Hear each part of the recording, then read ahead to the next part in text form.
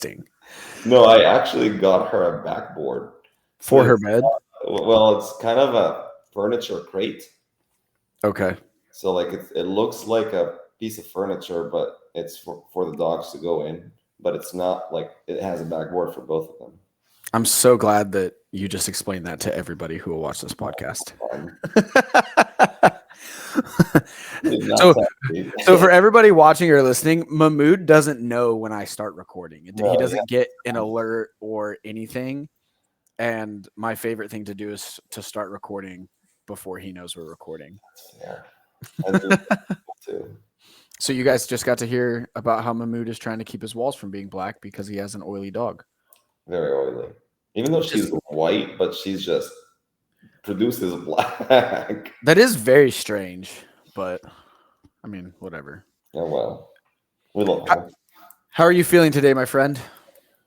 Wonderful. It's 10 a.m. and I've already produced 5 hours of work. Mahmoud just moved, for those of you who don't know, and he's quite tired from that. Moving is not fun, y'all. Moving is the worst. Anytime I think about moving, I look around everything in our house and I just get anxiety. Yeah. Because my solution to that problem is to sell everything or throw it away. And I know that is not my wife's solution. So it'll be a great time when we move. Yeah. So we wanted to get on here this morning. Well, I don't know what time people are listening to this, but it's morning for us. As you said, 10 a.m. We wanted to get on here and we wanted to talk about this whole hybrid thing. Touchy topic. Touchy topic. And at the risk of offending some people, but I also want to talk about both sides of this coin. Because on one hand, I really like the whole hybrid thing. I mean, I've liked it since 2013. Yes. And then on the other hand, I think we need to clarify some things about hybrid training. So let's start with the dessert. And then we'll make people mad. What are we having? Okay. We're having ice cream because ice cream is delicious. So this whole hybrid movement that kind of got popularized, I guess, in the last 3 to 5 years, 3 years probably, from guys like Nick Bear and this, that, and the other. I'm a fan at the base. I'm a fan of people realizing that they don't need to constrain themselves with one style of training, right? You want to do powerlifting and run a ultra marathon, you can do that. Dope. Go for it, right? You want to do triathlons and Olympic lifting, you can do that. Dope. If that's what you enjoy, go do that. I think that's awesome. I think that makes the average fitness goer's relative fitness level go up. Because they're training in multiple modalities. Now I'm going to piss people off. And then I want to get your thoughts on this and we can kind of just go where this takes us. The ultimate hybrid athlete is a CrossFitter. Period. End of discussion. That's it. That's the whole fucking point of CrossFit. People who have not been around as long as us, and this kind of messaging has stopped since the media changed to HQ. How many times when you and I were first starting in CrossFit did you hear jack of all trades, master of none? I mean, I heard that growing up even before CrossFit. I mean, that's fair. It's a wonderful saying. But that is it in terms of physical prowess. That is the entire point of CrossFit. You do gymnastics, you do endurance, you do anaerobic efforts, you sprint, you lift weights, you combine them all together in as many combinations as you can think of, right? Routine is the enemy, unknown and unknowable, all these things. That is the most hybrid thing you can do. I remember when CrossFit was in early years, like not early, the teens. and the media wasn't at a peak. They would always like try and pair up CrossFitters with gymnasts or weightlifters or runners or whatever sport, like, and they would try to like, and it would be awesome to see that, like, they're definitely not going to beat a specialist, right? No. Most of the time they're not, but they're going to come really close. Right. And it's the same thing, like this hybrid athlete movement thing. It's the same thing. Like Nick Bear is not winning any marathons. Right. He's also not winning any powerlifting meets. Right. Right. But he's able to do both without substantially reducing his ability to do one or the other. Right. And I feel like I don't understand why there's this like loose tension between this hybrid thing and CrossFit training on the internet. It's like business politics. I mean, potentially, but at the end of the day, it's like you're doing what we're doing. You just don't combine them. So I think what happened is whenever the movement started, people knew that CrossFit had hit home up to 2020, right? 2018, 2020. And they saw an opportunity because basically HQ dropped the ball multiple times within those 2 years. Sure. And they were like, okay, our marketing program will be to make CrossFit the villain and tell people that they can do hybrid training. Right. And all you're really doing when you do that is you're removing exercises you don't find value in. And that's still fine. And that's still CrossFit. That's still CrossFit. How many people do we coach at the affiliate who like can't do this movement for a health reason, an injury reason, whatever? Lack of desire. I don't want to do snatches. Great. Let's not do snatches. Right. Like what I love, especially I always feel this way when we get into like the older population who's non-competitive, when they have mobility restrictions or whatever. It's like the snatch. And this is where like I feel like people who put programs online don't actually know shit about fuck. Because they'll say, you don't need to snatch. Sure, you don't. The act of doing a snatch trains certain physiological qualities and properties that are very beneficial for people to do throughout the duration of their life. Speed, power, it improves bone density, all of these things. You, a CrossFit coach, me, a CrossFit coach, can have people come into our gym or sign up for programming with us and say, hey, I can't snatch because, you know, I'm super kyphotic because I spent too many years bench pressing and I work at a desk and like this, that, and the other. And we say, okay, well, I'm going to have you do a clean or a sandbag clean with a lighter sandbag so you can really get a lot of rate of force development or whatever. Sure, it's not exactly the same. You're not yielding to the load in the bottom and there's not as much change of direction. But for fuck's sake, if it's a 40-year-old, 45-year-old, 50-year-old person, it's good enough. And it's still getting the CrossFit. Right. It's CrossFit. All the hybrid movement did was go to the polar ends, take out everything in the middle and everything they didn't like, and say they were doing something different. I think and they trained segregated. The hybrid movement basically biased CrossFit and called it something else. Yes, they do biased, segmented CrossFit. And I will say that out loud because I don't want to start anything because I have participated in 5 different Hyroxes. I enjoy the race. I think Hyrox is closer to CrossFit than hybrid training.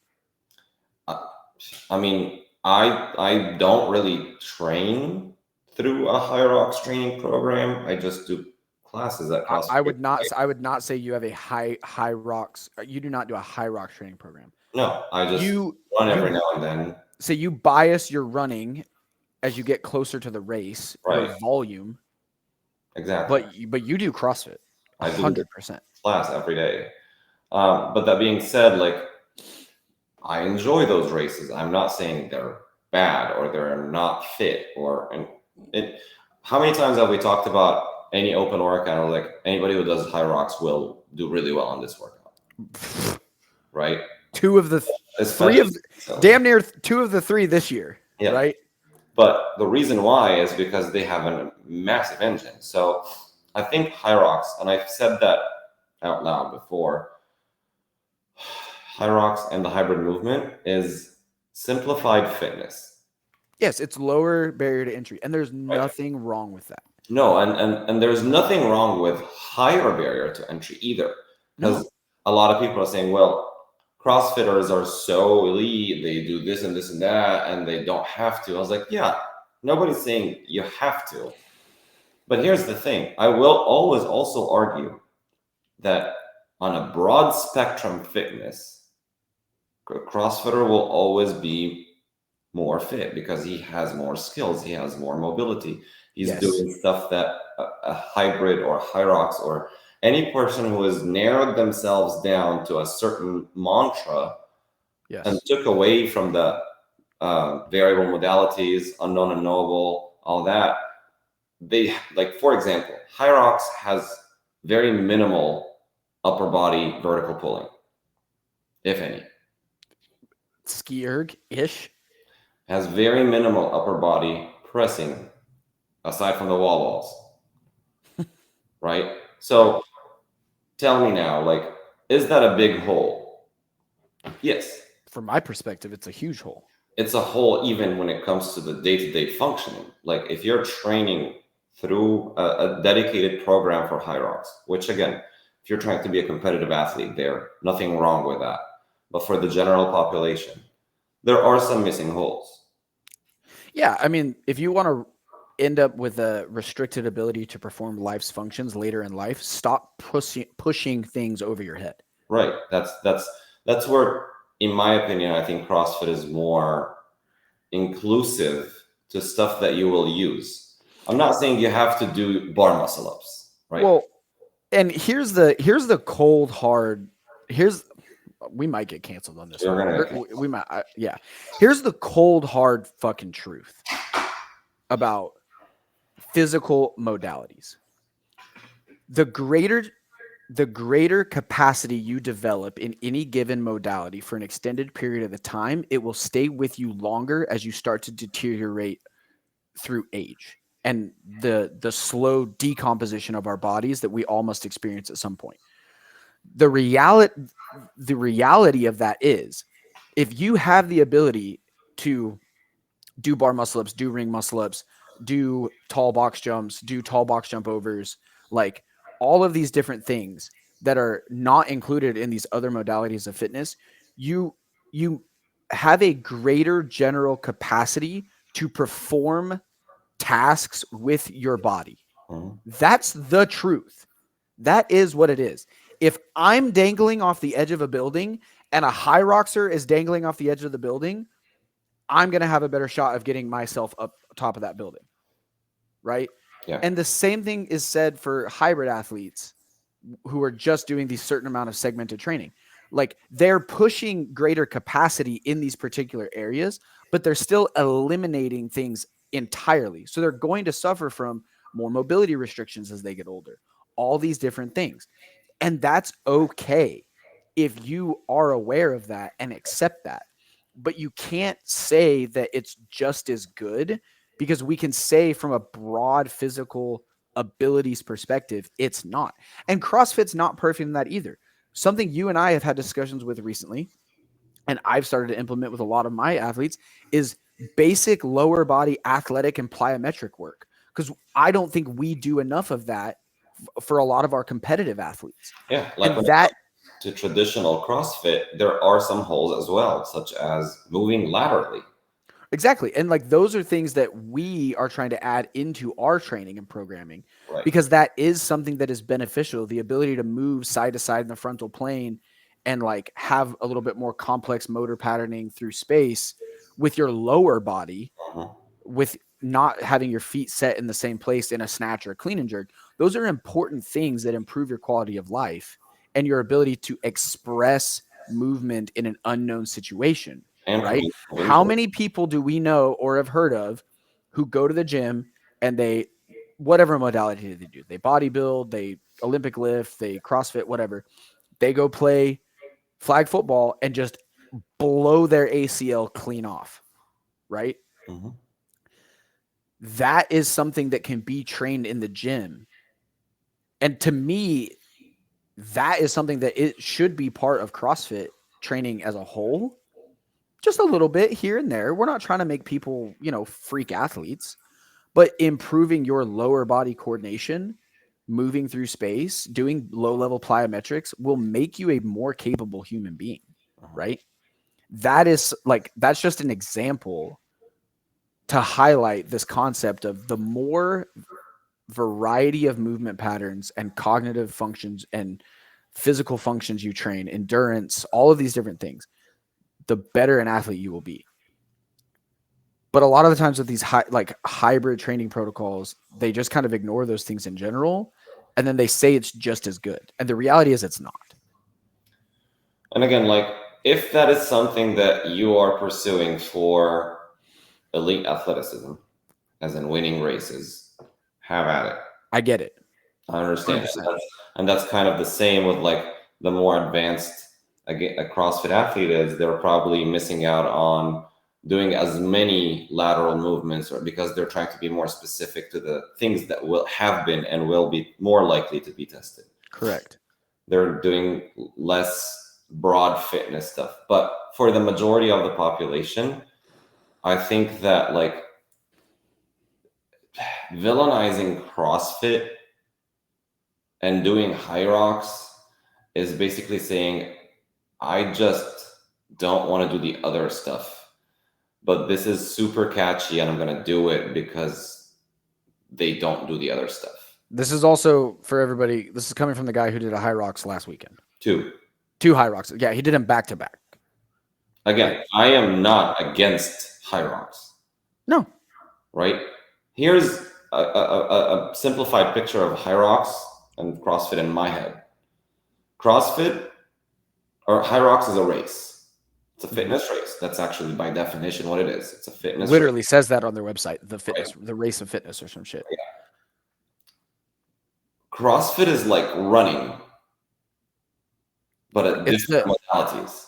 Right. It's the training structure. Right. The CrossFit Games is another race. Right. It's an event. It's a test. Right. So you don't have to do one or the other. No. Right? I don't race to prepare for races. Right. Right? To do a half marathon, I don't just run a half marathon. Right. Right? I include strength training. I include endurance training. I include speed work. I include swimming sometimes to recover. It doesn't have to be just run forever. And I have an athlete who did Hyrox Houston. She shaved 5 minutes or something off of her time, and she bench presses and does strict pull-ups twice a week because she needs to have the ability to do those things. And those have nothing to do with Hyrox. Right. I cannot think of a single instance outside of the burpee broad jumps where bench pressing is relevant in a Hyrox race at all. And even then, it would be like volume bench pressing, not strength work. Right. Right. It's a weird, odd thing. And I also think, there's a lot of credence to nothing's ever really new. It's just repackaged. Because I don't even there's a gentleman out of California, I think, by the name of Alex Viada. I think I've talked to you about him before. He's in my opinion, or to my understanding, the most OG hybrid athlete. This guy's been putting up massive powerlifting totals and doing Ironman and stuff since the early 2000s. In terms of the pure hybrid athlete, that train separate modalities thing, that he's been doing this forever. And just in the last couple of years, it got super popular and catchy. And I think part of the reason it got so popular is because people, for one reason or another, wanted to eliminate movements from CrossFit that they were doing because they didn't like it. It didn't agree with their body or whatever. And then they translated that for some strange reason into, I can't do CrossFit anymore. Right. Which is it's almost the antithesis of the point of CrossFit anyways. Right. Infinitely scalable. I'll even admit to that. We offer like hybrid classes in our gym Yeah, twice a week.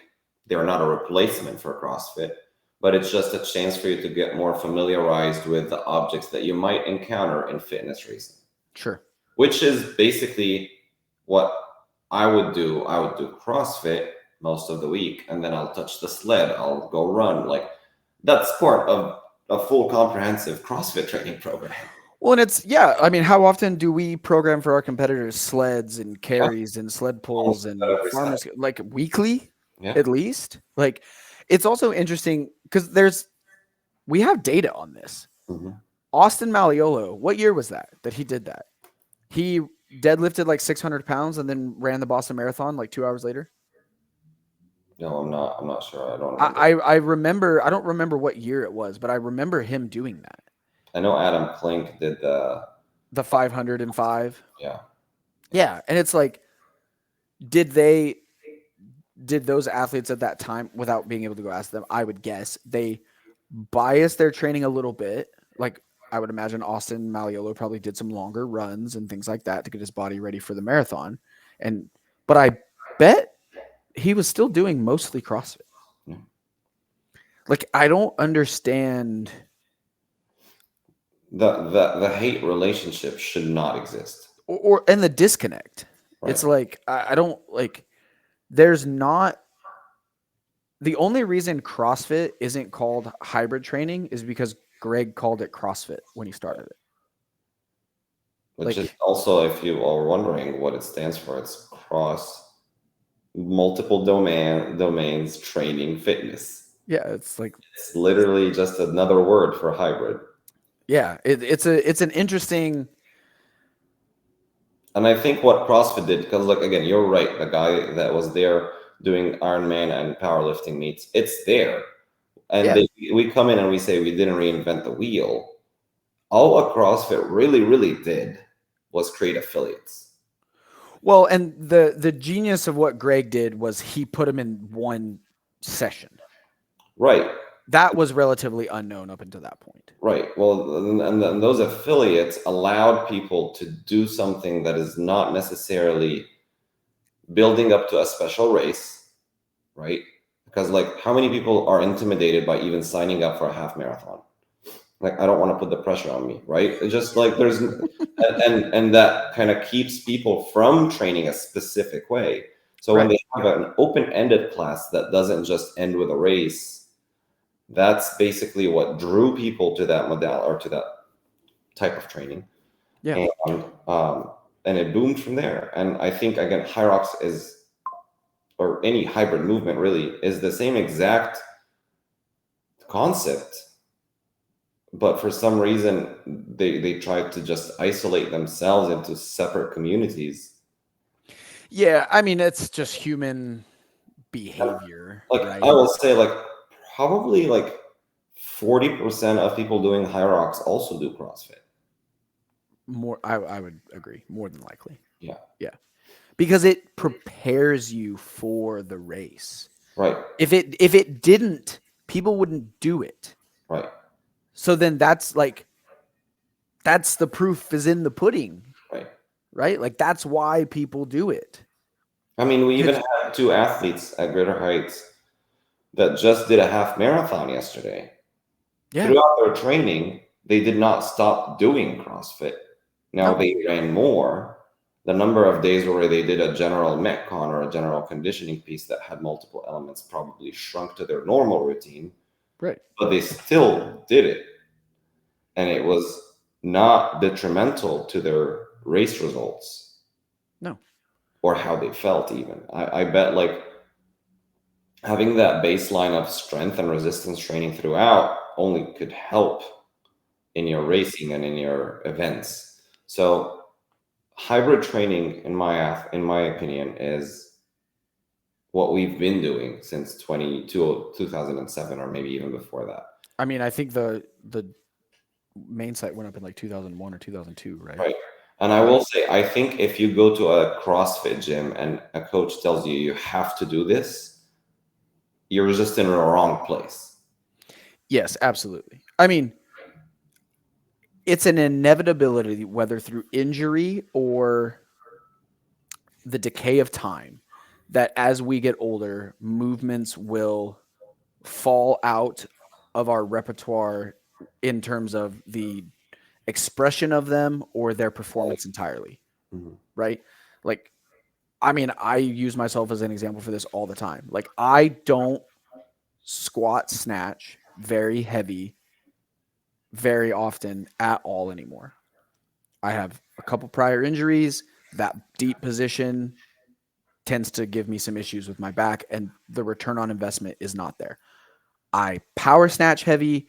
I will squat snatch heavy or moderate to light loads in a Metcon or EMOM or whatever, because I want to maintain what I can through that as long as I can, right?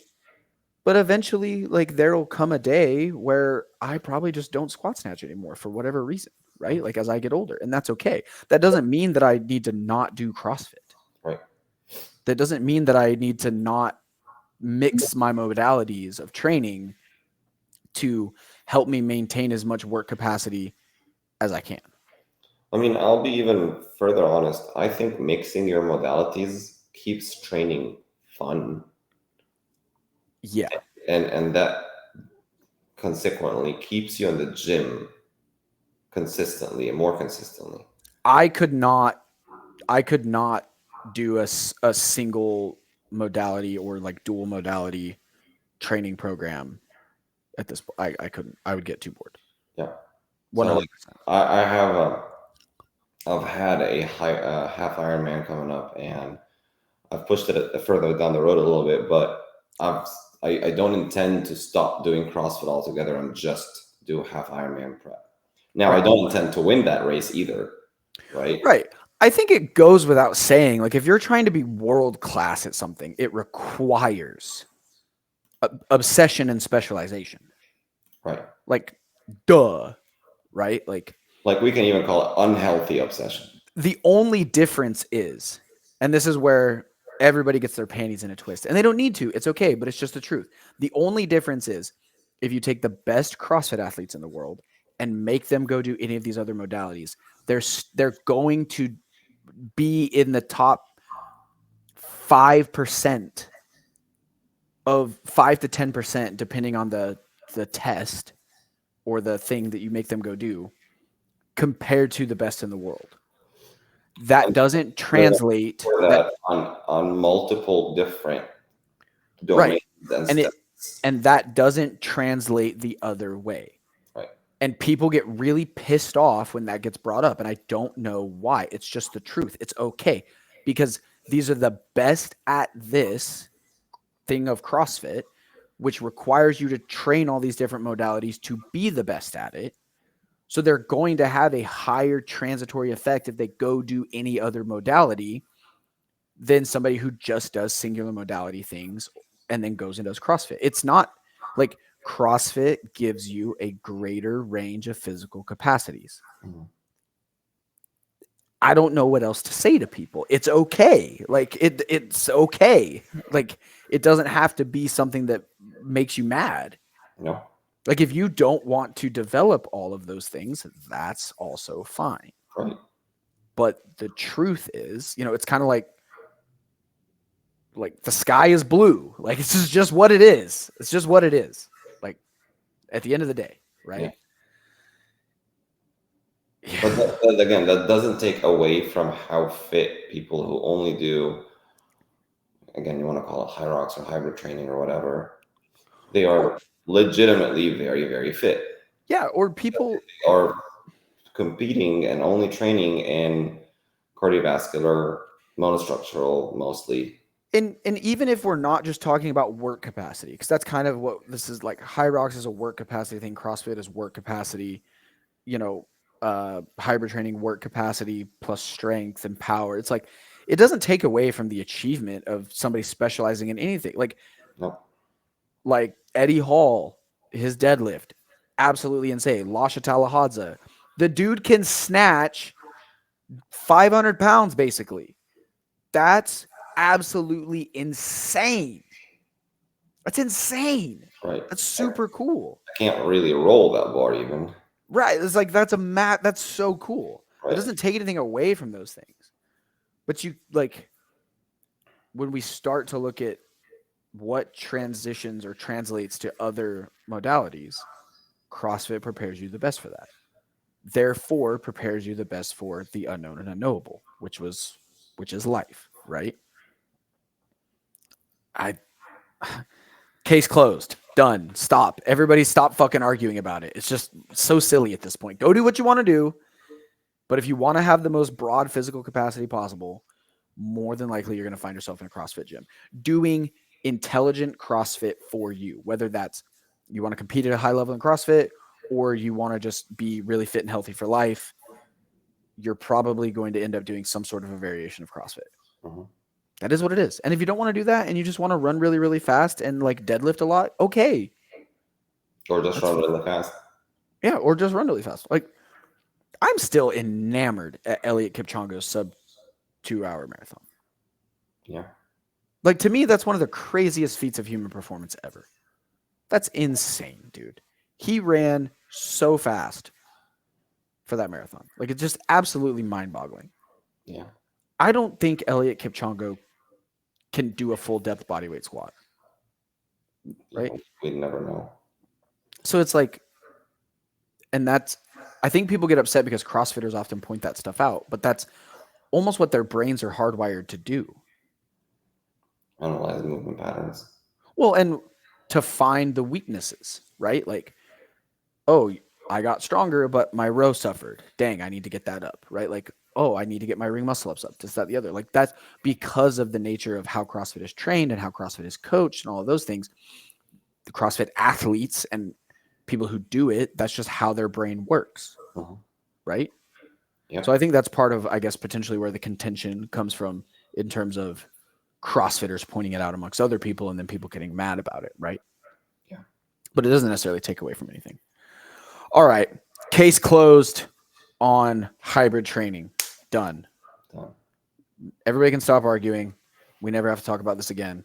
Everybody just go enjoy whatever you do and be happy. Yep. I'm shocked that we got through that conversation in 30 minutes. I'm just glad it wasn't 5. I envisioned you just said, nope, that's it. Done. 5-minute podcast, done and dusted. Okay, well, let's take a couple minutes here. We've both got a little bit of time. We've got a lot coming up in the CrossFit world. SA, if you're interested in hybrid talk, you can go away now. So we've got all of the online stages for this year rapidly approaching. Yep. The in-person qualifiers are starting soon. Mayhem is next weekend. Yeah. Not this weekend, but next weekend. WFP qualifiers are going on / wrapping up. Far East Throwdown qualifiers start this week, I think. So it's a busy time. I would say, or I would ask you, for people who are potentially juggling a lot of events or things like that, what would you recommend to them just as a couple general things as an experienced coach to keep in mind during this time to set them up for success? You don't need to get out of each session feeling like you have no more. You need to be able to recover very, very well. Yep. And volume is not your friend right now. Yeah, I would say if you're juggling a lot of back-to-back in-person events or like qualifiers into an in-person event, at this point, you're probably not getting a lot fitter in this time. You're maintaining your fitness and being recovered enough to express the fitness you have. Right. And I think that's something that trips up a lot of athletes is you're probably doing a little bit too much most of the time, which is potentially okay because you're trying to push your fitness at certain times, but having a little extra recovery, a little less training volume going into qualifiers, that then lead into a week and a half later, an in-person event that, that kind of rat race. I would hedge on recovery a lot. Mm-hmm. Recovery, smart training, and again, don't just push volume because you can. Yeah. You need to make it. It's better to hedge on a little less volume and have your intensity right now Yes. Yep. by a long shot. Yep. And make sure the volume you're doing is actually productive. Now is really not the time for any junk volume. Or experiencing are really like do what works for you when it comes to competing. Don't try something new with like, oh, I'm gonna try this method and like see how it works. You don't want to find that out during competition season. Yeah. If you're like, at a certain point, it is fun and good for athletes to try like a different tapering protocol or things like that. But I would say if you're pigeonholed with back-to-back qualifiers or competitions, now is probably not the time to try a new taper or anything like that. I would do what works for you and just roll with that until you get kind of on the other side of things. Yeah. And I mean, as part of it, also just make sure your nutrition is obviously most importantly enough. Yeah, definitely don't be in a calorie deficit. Yeah. Awesome. All right. Well, I think we wrapped that up pretty well. I think we'll leave it at that. What announcements do we have coming up? Endurance program on Sugarwod will be dropping soon.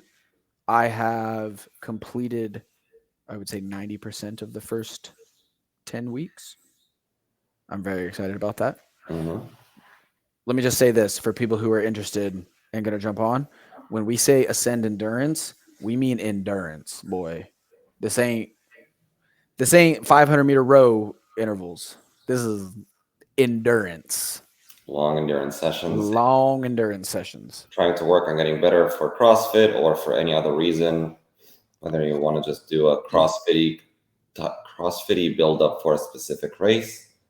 Yeah, there's some mixed modality stuff too. It's not like just run, just row, just bike. There are single modality days, but there's some mixture.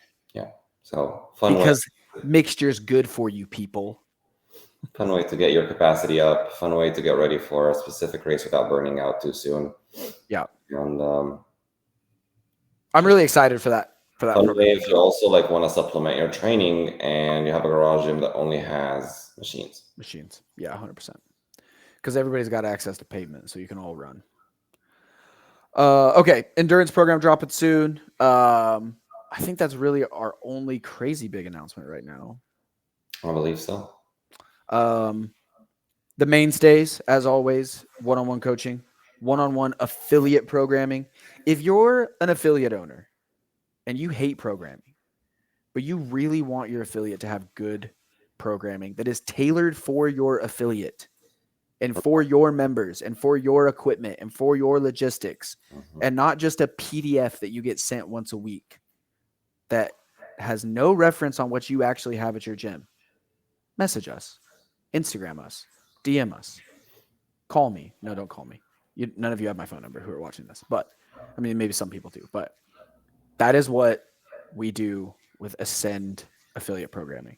Yep. It is individualized programming for your gym, your members, your business, built for you by a coach. Lots of communication, lots of feedback, way different than anything else in the space. And the fun part is, since it's tax season, it's also a tax write-off. That's true. That's true. If y'all don't know, get your write-up game on. Also, we have our just regular programs on Sugarwod, the compete, the train, and now we're going to have the endurance, and we have weightlifting. Yeah. So all those are there. You get the whole package, all of it included. Get to mix your training however you'd like. This block for compete and train, I'm really liking. I'm a couple weeks ahead in writing it, which is not my usual, but it is solid. Yeah, solid. We're in week 2. We're starting week 2 today. Starting week 2. I'm working on like week 5 or something. But yeah, awesome, excellent programming. Excellent programming. It's a super fun cycle, different stuff than we've been doing in the past. So I'm excited for it. All right. All right. Well, with that, we will talk to everybody next time. Hope you all have a wonderful day. You know, YouTube stuff, like, subscribe, whatever. If you like us, if not, I get it. It's fine. You watched anyways, so it's cool. We might be canceled after this episode. Who knows? Yeah, whatever. It's fine. Yeah.